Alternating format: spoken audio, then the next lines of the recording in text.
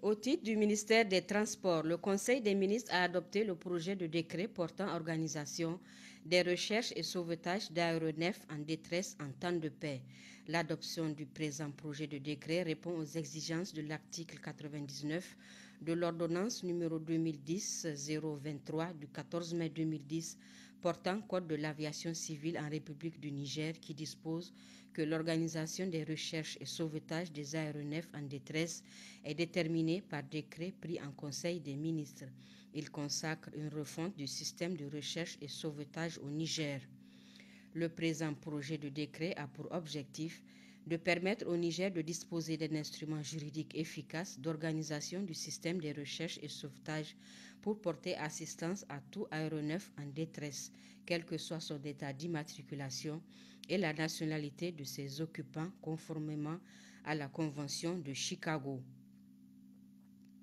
Par l'adoption du présent projet de décret, notre pays se conforme aux standards internationaux en matière de recherche et de sauvetage, notamment les dispositions de l'annexe 12 à la Convention relative à l'aviation civile internationale signée le 7 décembre 1944 à Chicago. Au titre du ministère de la Justice, le Conseil des ministres a adopté le projet de décret modifiant le décret numéro 2020-309-PRN-MJ du 30 avril 2020 fixant les modalités d'application de la loi numéro 2017-28 du 3 mai 2017 relative à la protection des données à caractère personnel modifiée et complétée par la loi numéro 2019-71 du 24 décembre 2019. Les données à caractère personnel constituent l'ensemble des informations permettant d'identifier directement ou indirectement les personnes à travers un support informatisé ou non comportant des informations identifiantes fournies volontairement à l'occasion d'une prestation de service quelconque auprès d'un opérateur public ou privé. Au regard des menaces éventuelles que leur usage malveillant pourrait présenter pour la vie privée des citoyens, le Niger, à l'instar des autres pays de la sous-région, a réglementé la protection des données à caractère personnel.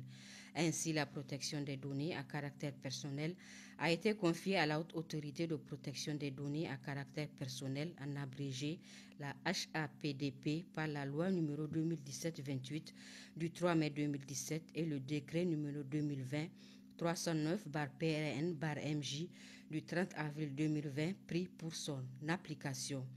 Sur le plan opérationnel et à l'épreuve des faits, l'étendue de la mission assignée à cette institution nécessite la mobilisation de ressources financières conséquentes.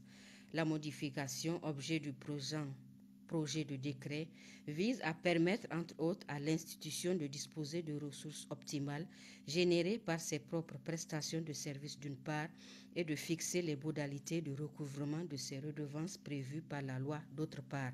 En outre, le présent projet de décret prévoit, eu égard à l'importance de leur attribution, une délibération de la plénière des membres de la HAPDP pour déterminer les attributions des directeurs.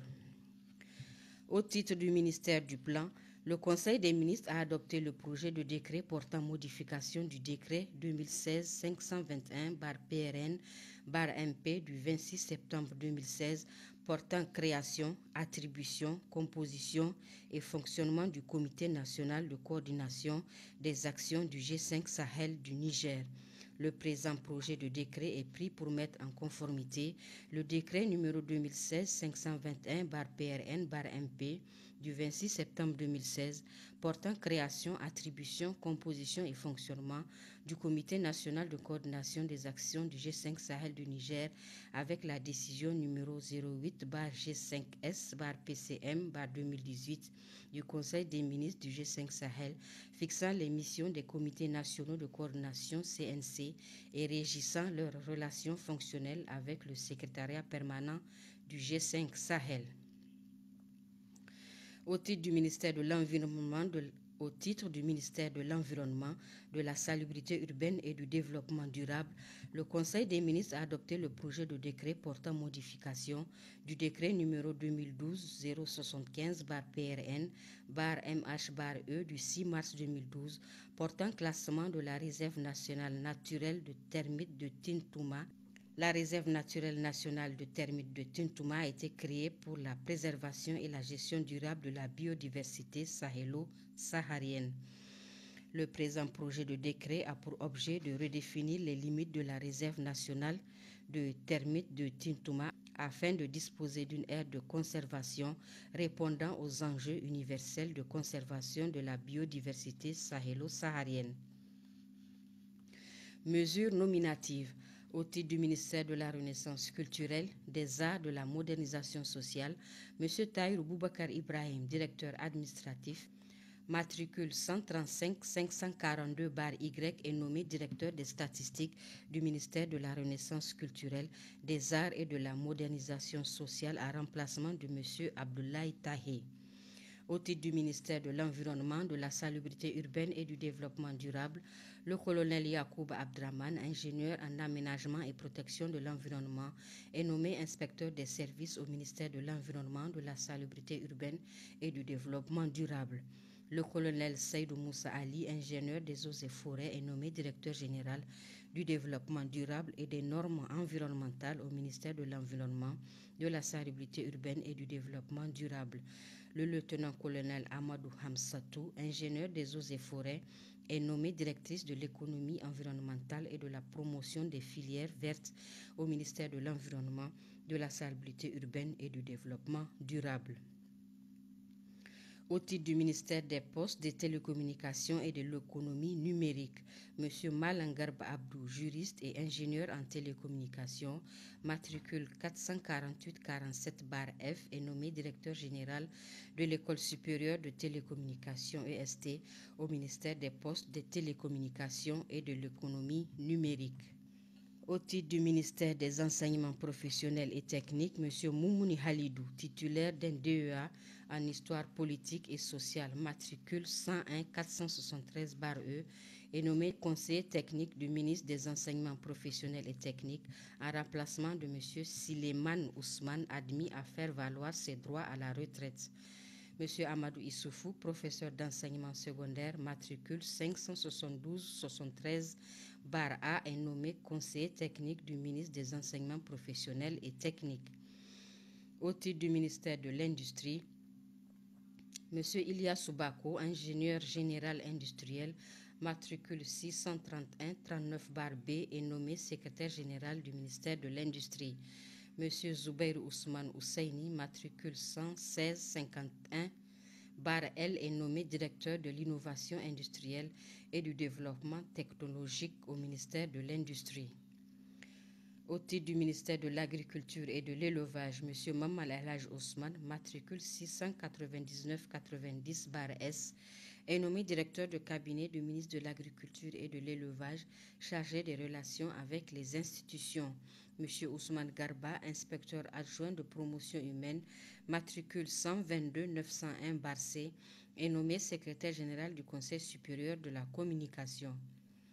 Communication.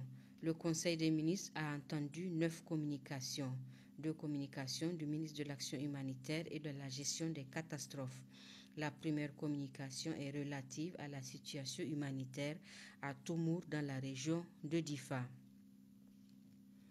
Le village de Toumour a fait l'objet d'une attaque dans la nuit du samedi 12 au dimanche 13 décembre 2020 par des éléments des groupes armés non étatiques.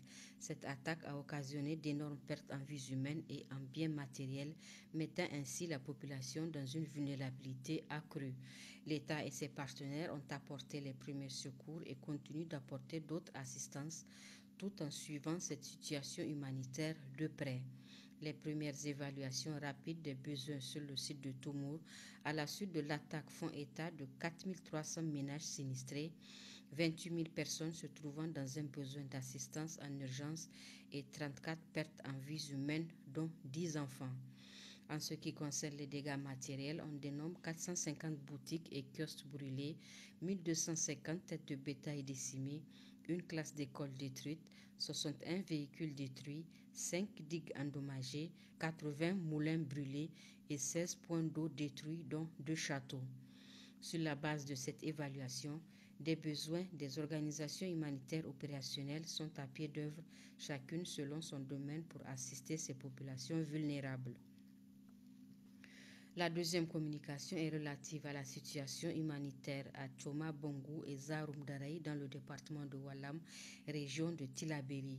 Dans la journée du samedi 2 janvier 2021, un groupe armé terroriste a attaqué les villages de Tchoma Bongo et Zaroum Daraï dans le département de Walam, région de Tillabéri. Les assaillants s'en sont pris à tout ce qui bouge, tuant 70 personnes dans le village de Tchoma Bongo, 30 autres dans celui de Zaroum Daraï et blessant 26 autres personnes.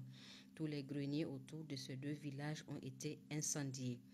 On dénombre au total 1523 ménages déplacés, dont 1473 ménages à Mangaise et 50 ménages à Tondikiwindi. Ces ménages totalisent 10 600 personnes vivant dans des familles d'accueil qui sont aussi vulnérables. Une mission conduite par le Premier ministre en compagnie des ministres chargés de la Défense, de l'Intérieur et de l'Action humanitaire s'est rendue le dimanche 3 janvier 2021 dans le village de Tchoma Bongo pour adresser au nom du président de la République les condoléances aux populations des deux villages. La mission a entretenu les populations sur le thème de la coexistence pacifique entre les communautés. La mission a pris la décision séance tenante qu'un détachement des forces de défense et de sécurité soit installé dans le village en attendant la formalisation de la présence d'une base militaire dans la zone. Pour soulager les souffrances des populations, la mission a apporté une assistance composée de 10 tonnes de riz, 20 tonnes de mil et 500 litres d'huile, 10 cartons de savon Labibel, 100 couvertures, 100 moustiquaires et 100 bidons vides de 5 litres. Une somme de 10 millions de francs CFA. D'autres assistances sont en cours d'acheminement et la situation est suivie de près. La communauté humanitaire a conduit le mardi 5 janvier 2021 une mission conjointe d'évaluation rapide de la situation humanitaire à Walam. Cette mission a tenu une réunion qui a regroupé les autorités locales, les leaders des groupes sectoriels, les ONG présentes dans le département et le Haut Commissariat aux réfugiés. Deux communications du ministre de la Santé publique. La première communication est relative à la situation de la pandémie de la COVID-19 au Niger qui se présente comme suit à la date du 7 janvier 2021. Le RO est à 0,297 à la date du 5 janvier 2021 contre 0,273 à la date du 20 décembre 2020. L'évolution de la pandémie de la COVID-19 se présente comme suit. Stratégie de la riposte au 6 janvier 2021. Confinement. Total cas confinés 20 859. Total cas sortis du confinement 19 844. Total cas en cours d'autoconfinement 1015. La situation du point d'entrée d'Ayoru. Il faut noter la particularité de la situation du point d'entrée d'Ayoru qui se caractérise par une baisse significative des cas de COVID-19 enregistrés cette semaine au point d'entrée d'Ayoru. Une baisse significative des cas de la COVID-19 enregistrés cette semaine au niveau de la région de Tillabéri. L'ouverture d'un site de prise en charge des cas à la frontière du Mali, la réduction du trafic au niveau de la frontière en aller et retour, l'accompagnement des autorités locales dans la gestion de la situation. Les actions menées. La supervision du point d'entrée d'Ayoru par le niveau central, la mise en place d'un site de dépistage systématique avec les TDR, le déplacement du point d'entrée à Yassine, la création d'un nouveau site de prise en charge des cas, la poursuite de la mission de l'équipe multidisciplinaire d'appui à la gestion de la COVID-19 au niveau de la région de Tillabéri pour 3 semaines, la mission du Comité technique national de suivi des activités de gestion de la COVID-19 à Tillabéri. Situation du foyer de COVID-19 de Galmi à partir de la première semaine de décembre 2021. Cumul de 93 cas à la date du 6 janvier 2021, soit 69% des cas de la région, dont 7 décès parmi les 8 notifiés par Tawa. 33 agents de santé infectés au niveau de l'hôpital de Galmi avec impact sur le fonctionnement des services, fermeture du bloc opératoire et de la maternité. Une mission de supervision des activités de la gestion de la COVID-19 du Comité technique national s'est rendue le 2 et le 4 janvier 2021 à Malbaza, Galmi et Tawa. Il a été relevé des insuffisances de prise en charge des cas, notamment en ce qui concerne le respect du protocole et le suivi du confinement des cas. La mission a recommandé, en accord avec le niveau régional, le transfert du site de prise en charge à l'hôpital de Malbaza.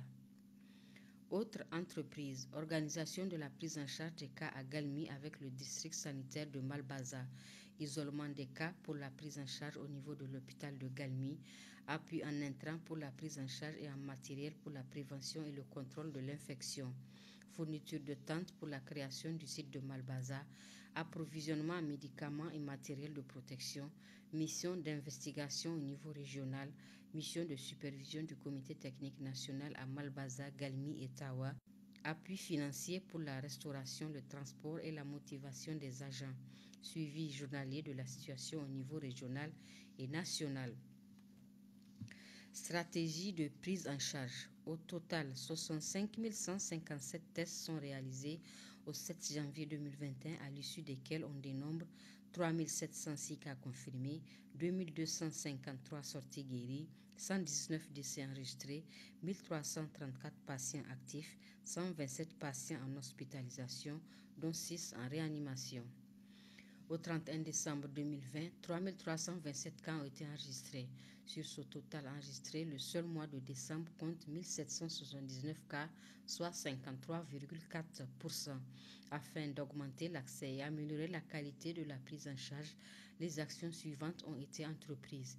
Intégration de la prise en charge des cas de COVID-19 dans l'organisation des soins au sein de tous les hôpitaux nationaux et régionaux, à travers la mise en place d'un système de tri des patients, le dépistage sur place des cas avec les machines GeneXpert, la prise en charge des cas positifs et le contrôle de sortie, mise en place d'une machine GeneXpert au village chinois pour faciliter l'accès au diagnostic pour les cas suspects. Intégration du dépistage à travers les TDR au niveau des 6 CSI pilotes de la région de Niamey. On note avec satisfaction une prise de conscience de plus en plus manifeste de la maladie par la communauté, surtout au niveau de la région de Niamey. Stratégie de prévention contre l'infection. Mise à disposition des établissements scolaires de la ville de Niamey de 450 dispositifs de lavage de mains. Décision, le renforcement de la communication, le maintien des mesures jusqu'à nouvel ordre. La deuxième communication est relative à la situation épidémiologique de la méningite. 2 foyers de méningite sont observés au niveau des aires de santé de Gezamaman et d'Inei dans le district sanitaire de Mouiria, région de Zender. À la date du 7 janvier 2021, la situation est la suivante. Gezamaman 149 cas dont 9 décès, Dinei 223 cas dont 3 décès. Le cumul pour le district est de 372 cas dont 12 décès, soit une létalité de 3,3 décès pour 100 cas. On enregistre 308 patients guéris et 52 sous traitement. La situation est sous contrôle et la riposte en cours. La troisième communication est relative à l'attribution des marchés publics pour l'achat de produits de réanimation dans le cadre de la gestion de la pandémie de la COVID-19. Ce marché d'un montant d'1,973 578 500 francs CFA, toutes taxes comprises, a pour attributaire l'Office national des produits pharmaceutiques et chimiques ONPPC avec un délai de livraison de 90 jours. 3 communications du ministre de l'Équipement. La première communication est relative à l'attribution des marchés publics passés par demande de proposition pour le contrôle et la surveillance des travaux d'aménagement de bitumage de la route Dogandouchi, Dogankiria, Bagaroua, Tebaram, y compris 5 km de voirie dans la ville de Dogandouchi. Ce marché d'un montant de 1 622 000 francs CFA, toutes taxes comprises, a pour attributaire Germes Consulting avec un délai d'exécution de 30 mois. La deuxième communication est relative à l'attribution des marchés publics passés par demande de proposition pour le contrôle et la surveillance des travaux de réhabilitation de la route Dogandouchi, Birninkwani, Tsernawa, y compris 10 km de voirie dans la ville de Birninkwani. Ce marché d'un montant de 1 554 80 500 francs CFA, toutes taxes comprises, a pour attributaire Urbatec avec un délai d'exécution de 31 mois.